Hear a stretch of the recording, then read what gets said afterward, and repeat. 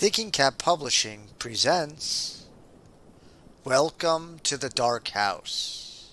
Written by Laudie, Faria, Stolarz. Read to you by Dave Cap.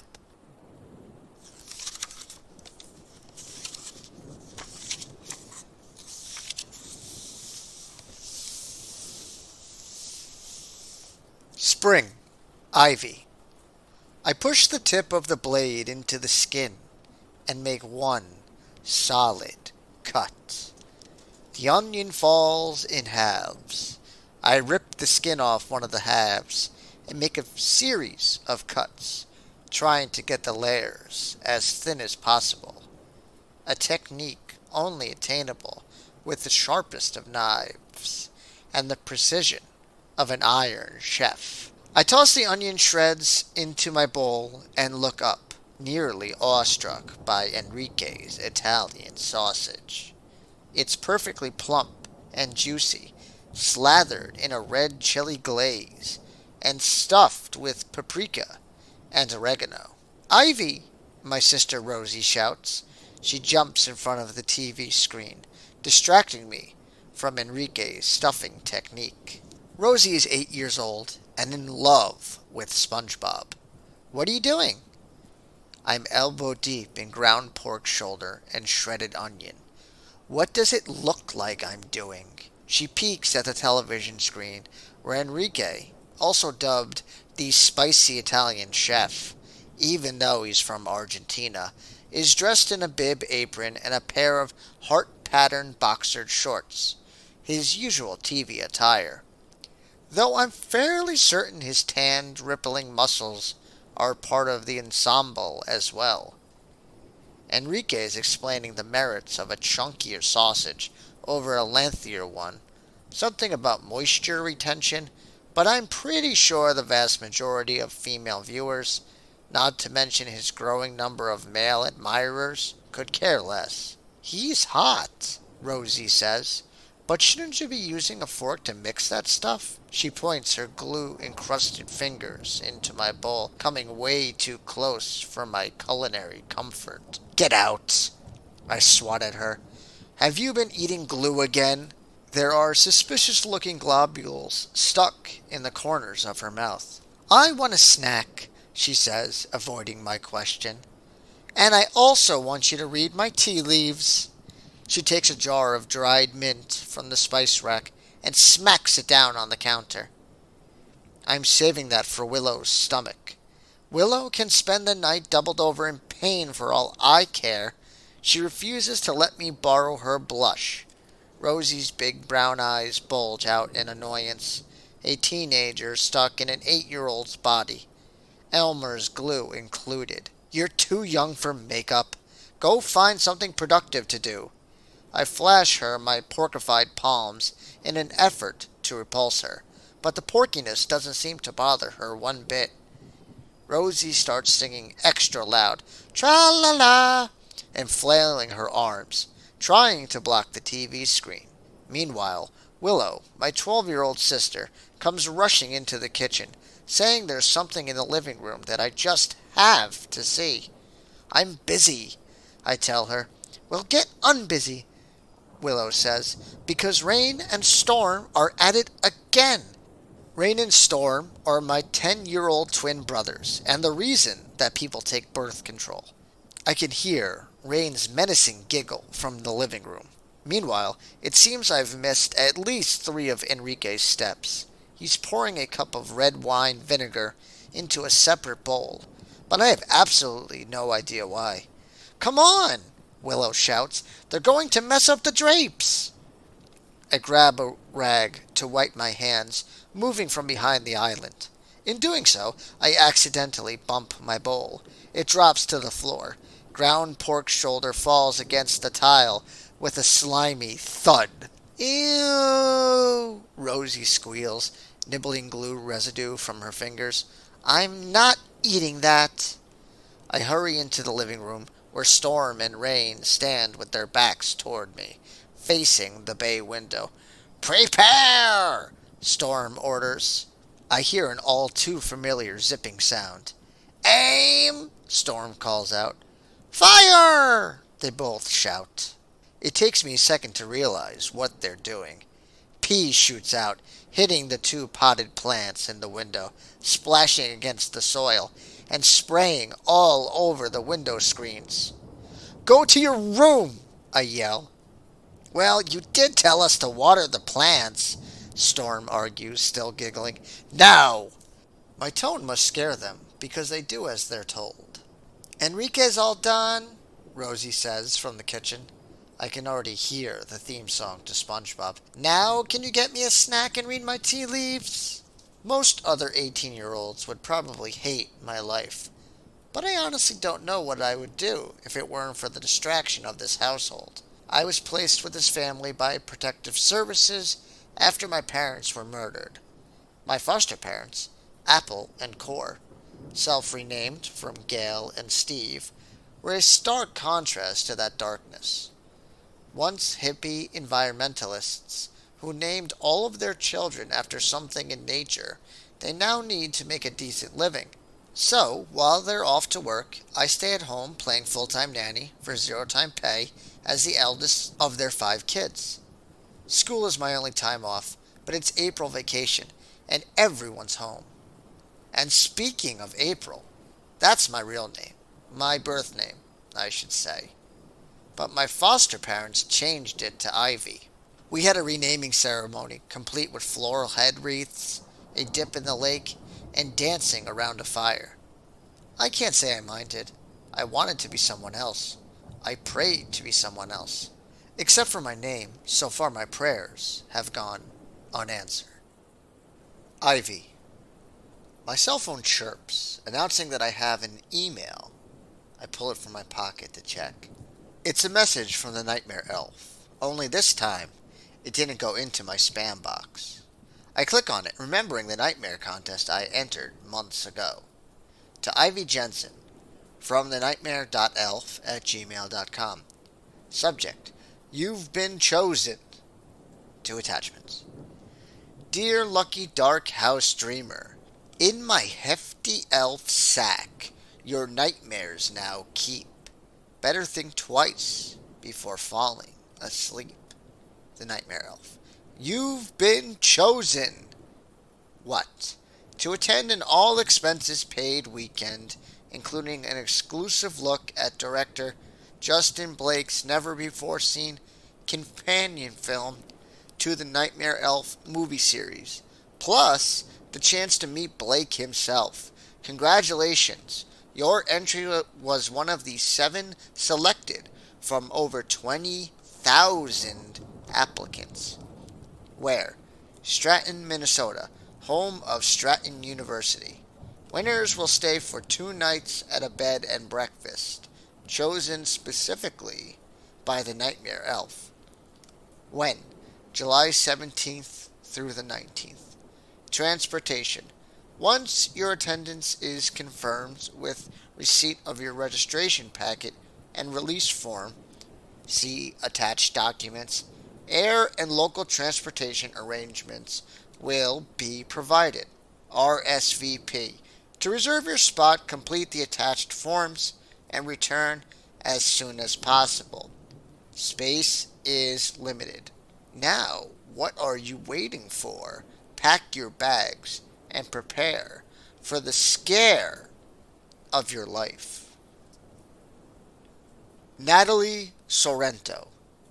This discussion is over, my mother says in her 1950s cardigan with an angel pin poked through the fabric. Did a discussion ever start? There's a smug smile on her face because she thinks she's putting her foot down. But the fact is that her foot, as well as her entire body, has been under my dad's thumb ever since I can remember. My mother doesn't have a single thought that she can actually call her own. We're sitting at the dining room table. A vase full of tea roses separate us, marking our opposing territories. Me against them. Thorns against roses. You need to think seriously about your future, Dad says. Before retirement, he worked at a plastics factory making BPA-infested food containers.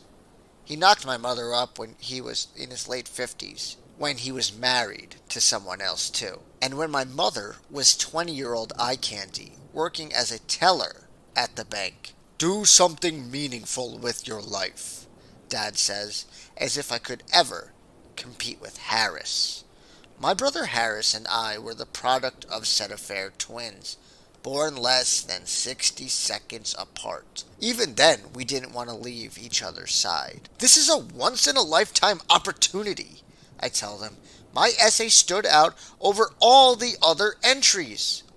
Exactly, Dad snaps. You have potential, but instead you hide it beneath that costume of yours. You wouldn't forbid Harris to go, I say. The words come out shaky. Dad's face blows up like a balloon with too much air. He hates it when I bring up Harris. He hates it when I talk, period. Before he explodes entirely, I storm to my room, locking the door behind me. The email announcing that I am one of the winners is still open on my computer. I read it again, making sure that it's real, that it still says what I think it does. My parents can never take that away.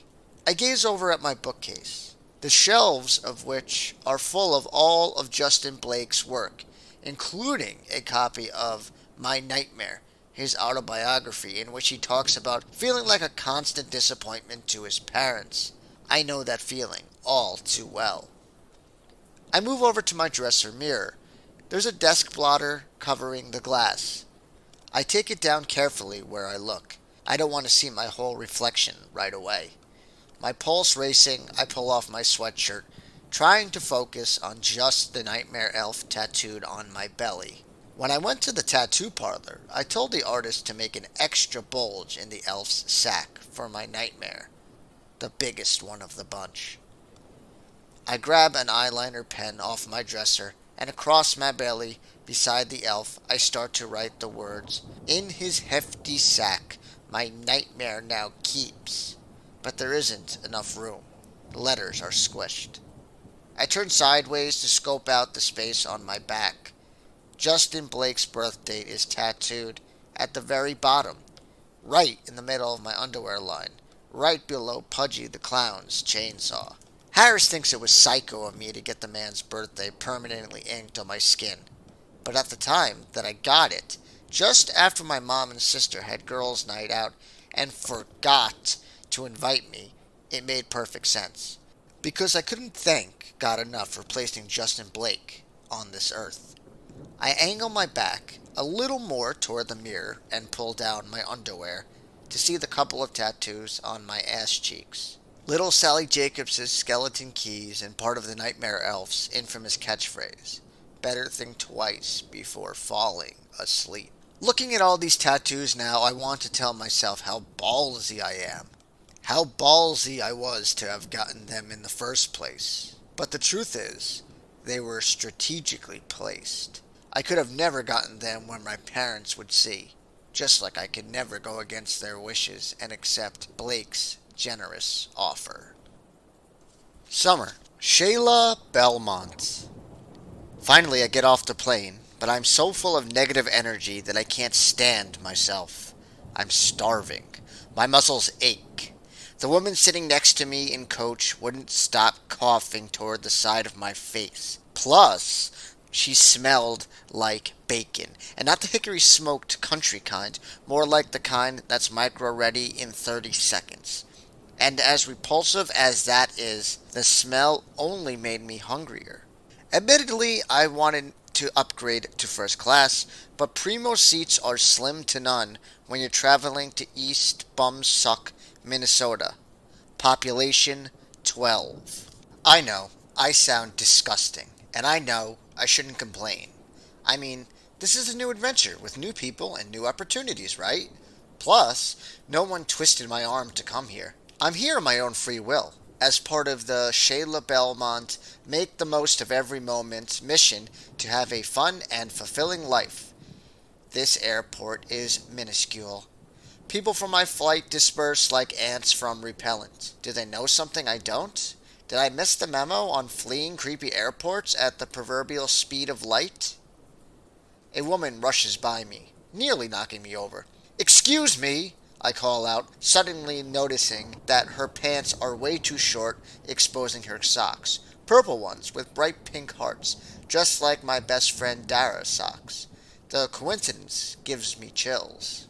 I gaze toward the window, but they're blacked out so I can't see. I look around for a security officer, or for someone who might be awaiting my arrival. Unfortunately, I find neither.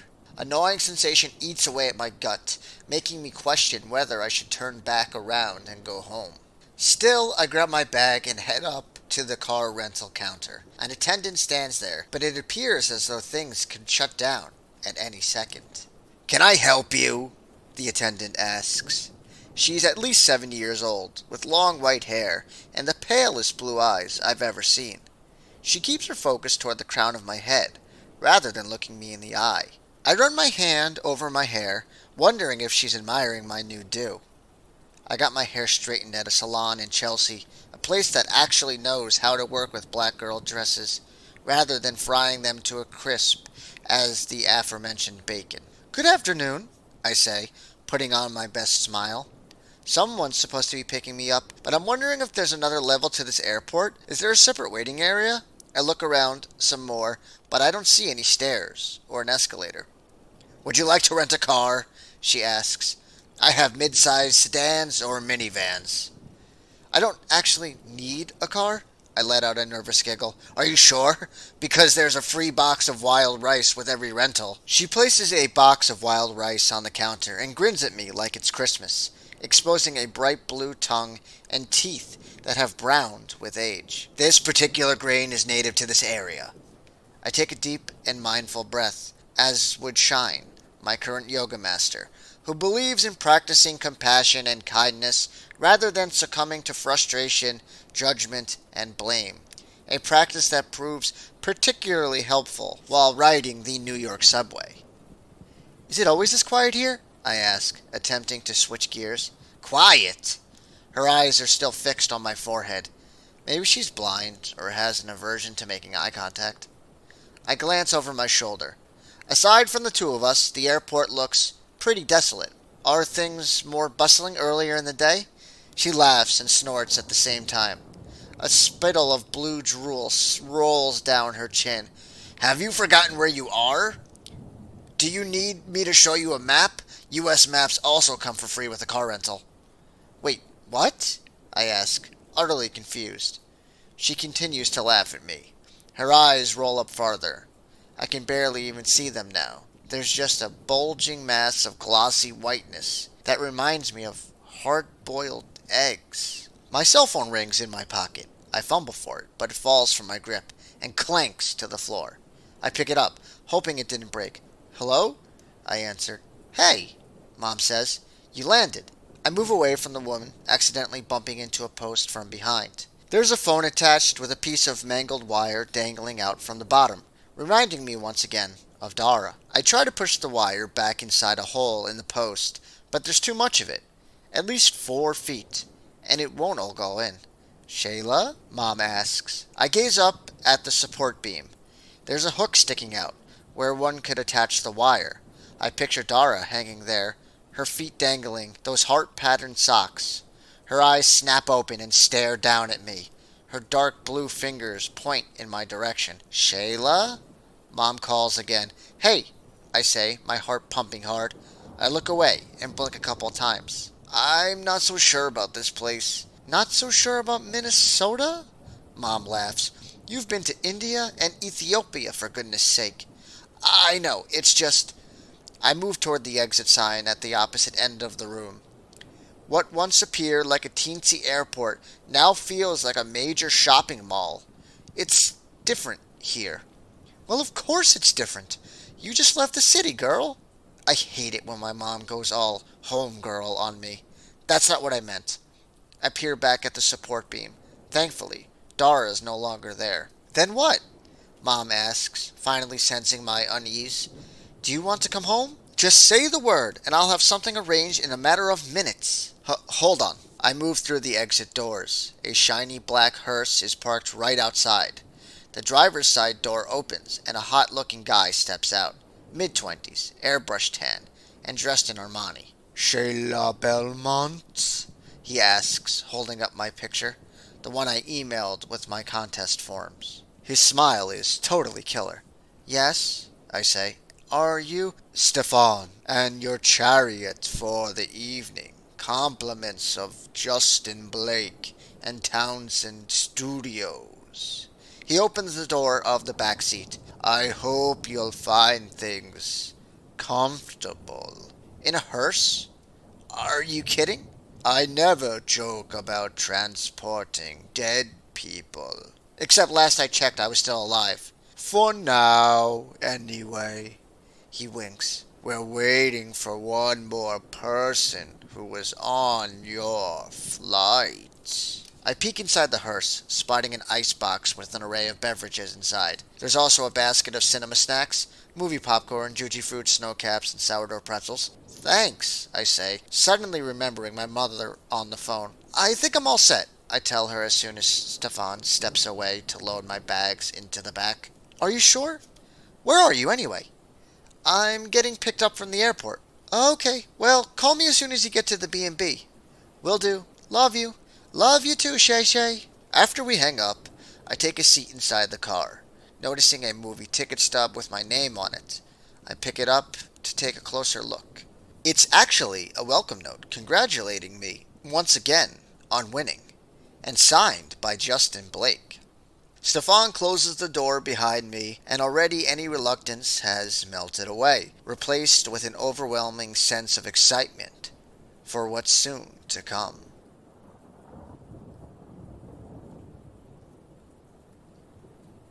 Darth Vader.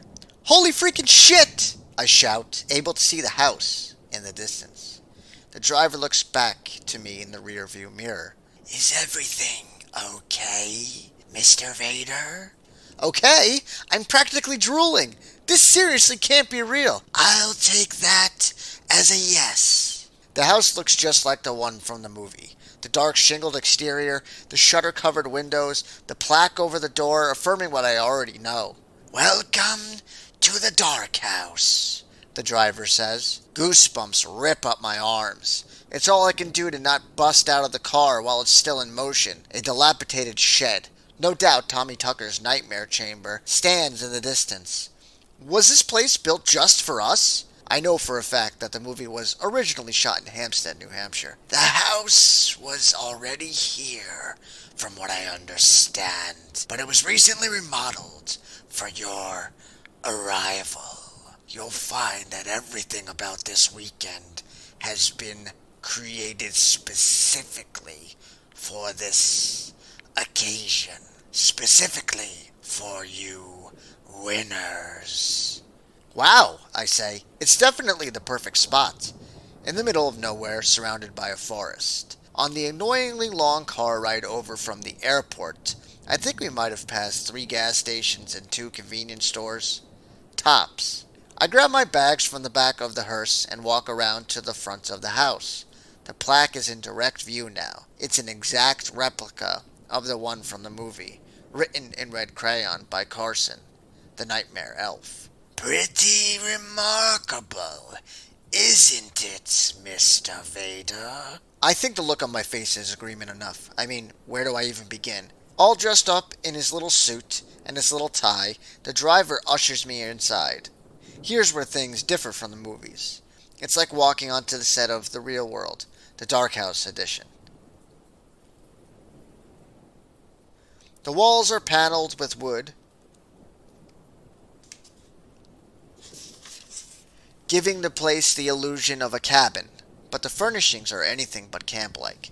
There's a huge room with high ceilings. A widescreen TV hangs on the wall, as does a life-size photo of the mastermind himself.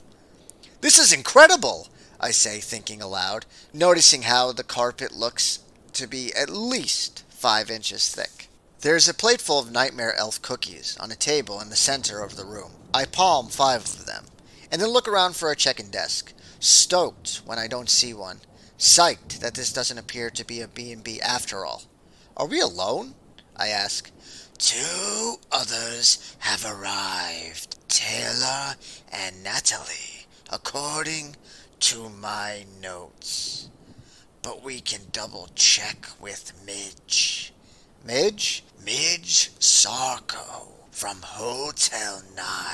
He looks around, as if trying to find her, peeking down a hallway and looking into another room. She'll be looking after all of you this weekend. I feel the smile on my face widen.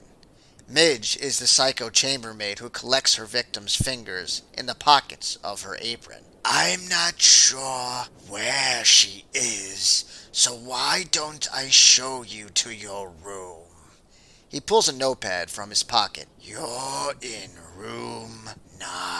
Sweet deal, I say, grabbing a couple more cookies.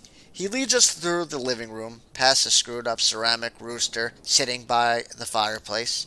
Its bright yellow eyes must be connected to a motion detector because it crows as I walk by, almost making me jump. We head upstairs to room number 9. I step inside, completely jazzed by what I see. There's a drafting table in the corner with an art caddy stocked with pencils, charcoals, and painting stuff.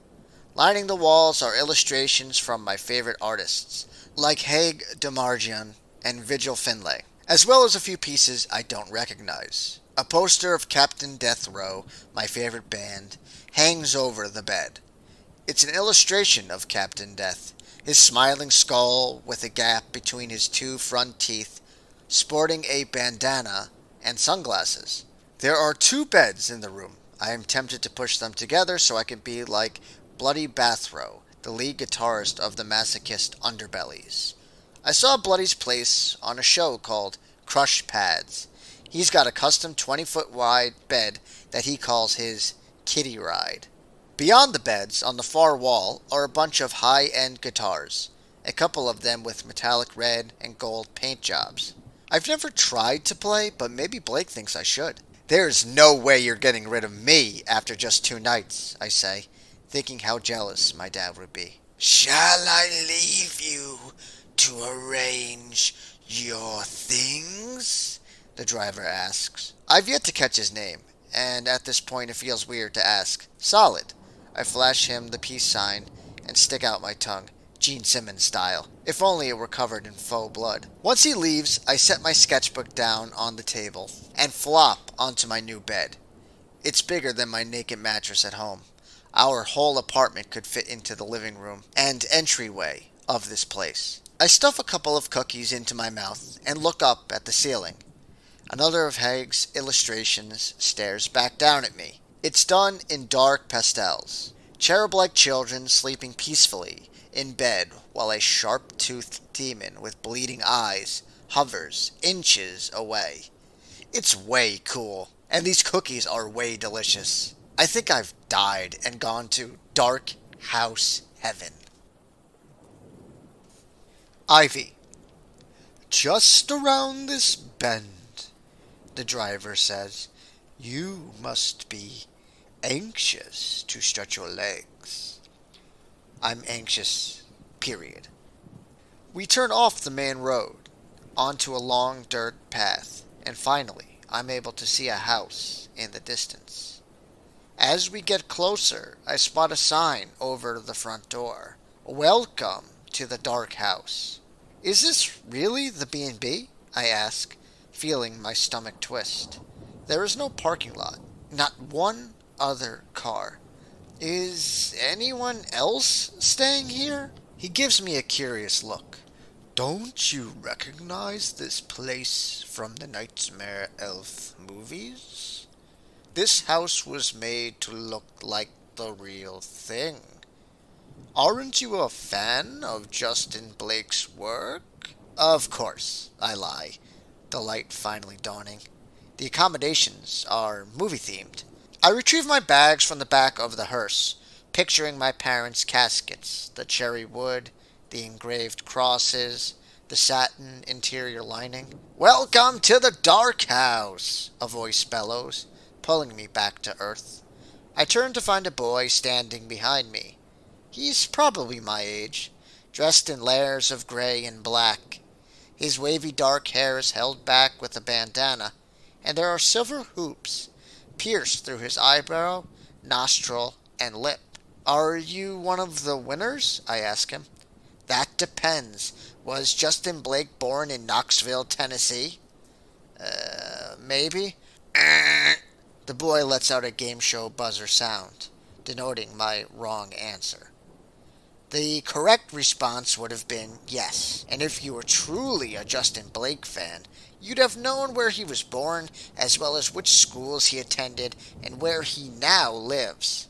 I'm Garth, by the way. He extends his hand for a shake. His fingers are loaded with more sterling silver jewelry than I've ever seen in one place. I'm Ivy. I shake his hand, fully aware that my palms are cold and clammy. I guess you could say that I'm a fairly new fan of Blake's. Garth closes the rear door of the hearse before moving around to the driver's side window. I can take things from here, he tells the driver, as if I couldn't feel more uneasy. Still bags in my hand, I follow him inside, relieved that it's not creepy like the exterior. A wide open space is furnished with an L-shaped sofa, velvety chairs, and eclectic antiques. An artful blending of color, texture, and style. There's a workstation by the far wall. Beyond it is a set of stairs and rooms to the right and left. A large granite island separates the living room space from a state-of-the-art kitchen, so similar to the spicy Italian chefs that I almost have to pinch myself. Is that a real Pompeii oven? I ask, pointing at it. Garth sniffs in my direction, evidently too distracted by the smell. The scent of my essential oils, maybe, to answer. Has anyone arrived yet? I ask, my anxiety mounting by the moment. 2 chicks I've yet to see. One went for a walk, so says Midge, resident watchdog. The other won't open her door, at least not for me. He grins, as if the idea of that makes him proud. He leans forward to sniff the side of my face. Is that A positive I smell on you?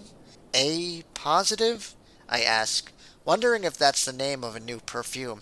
Your blood, he attempts to explain. It's type A, right? I don't know how to respond, or if he's even being serious. I'll bet you clot really well, don't you? He winks. No coagulation problems for you. Welcome, a woman says, coming down the stairs.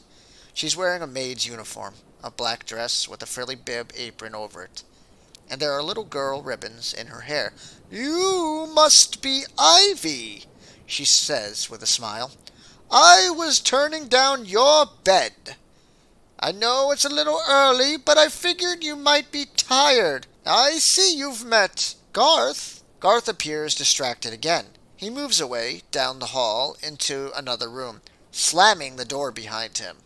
The noise makes my insides jump. Everything okay? The woman asks me. Her shimmery white hair matches her pearly teeth and the shadow on her lids.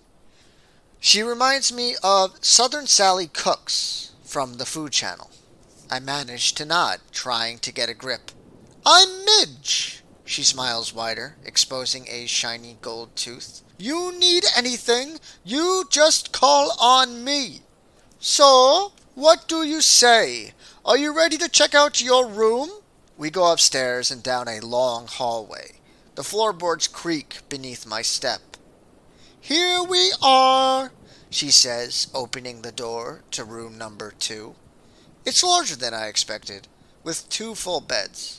A giant life-size cardboard cutout of Julia Child is positioned at the foot of one of them. Wow, I say, startled by the sight of Julia holding a raw chicken up by its legs. I take that someone's a cooking fan, Midge says. It's true. I've been cooking pretty intensely since my parents were murdered. Not only is it a distraction, but it also makes me feel in control, wielding knives, the excuse to cut, slice, grate, chop. Ivy? She asks. I go to take a breath, but the air gets stuck in my chest, deep in my lungs. I sit down on the edge of the bed and silently count to 10. wondering what the hell I'm doing here and what I was even thinking. I touched my aromatherapy pennant around my neck, telling myself to relax. I unplugged the cork and closed my eyes, breathing in the cedarwood oil, reminding myself of its ability to induce tranquility. Do you need some water? Are you not feeling well? I'll be fine, I say, finally able to catch my breath. Well, as you can probably guess, the winner's rooms are tailored to each of your individual tastes and interests based on the personality profiles that you filled out. I gaze over the other side of the room. It's Barbie pink and suited for a dancer, with a ballet bar and a rack of dance shoes. A cursive sign over the mirror reads, "Dance with me." Is someone else sharing this room? I ask, spotting a leopard print suitcase at the foot of the other bed. Yes, Taylor. You'll be meeting her soon. She just went out for a walk. It's a glorious day, isn't it? Midge opens the drapes wide, letting in the light. It's late afternoon, and the sun's orange glow sinks down through the tree limbs, casting a strip of light over my bed, illuminating a copy of Dina Didim's latest book, Dare to Didim. Note: in Dina speak, Didim means to throw together random ingredients from your fridge and pantry and end up with a tasty new dish. Just a little gift from Mr. Blake, Midge says. I assume you're familiar with Dina's work? Dina Didim, 33 years old, born in Toronto, the only child of Chuck and Nancy, climbed the culinary ladder, starting her career in the prepared food section of her local supermarket. She's now the Food Channel's #1 rated chef. I take the book and open to a flagged page. Not only has Dina signed the copy, but she's also written me a note. Dear Ivy, a little bird told me that you're a big fan of my show. I'm so flattered. Thank you so much. I also heard that you love to cook. Who knows? Maybe one day our paths will cross. In the meantime, keep on didiming. Best of luck. Love, Dina. I run my fingers over her words. You like? Midge asks. More like love. Great, she smiles. Now if you don't need anything else, I'll leave you to settle in. You'll notice the itinerary for the weekend on the night table. Thanks, I say, reaching to take it, more excited about this weekend than I ever thought possible, and more hopeful than ever before.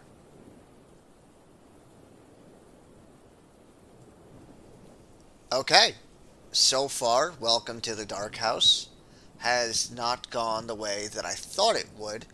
I mean, I had a feeling that there would be multiple point of views in this story, considering the chapter titles were Ivy. If it wasn't going to be a different character, then I believe that the author would have put chapter 1, chapter 2, whatever. I like multiple POVs a lot. I just don't like when there are too many. I just hope that it doesn't become too overwhelming, considering I haven't seen any second chapters of a character other than Ivy just yet. I did not see it turning into a real world Jersey Shore kind of story, but I'm interested, definitely interested.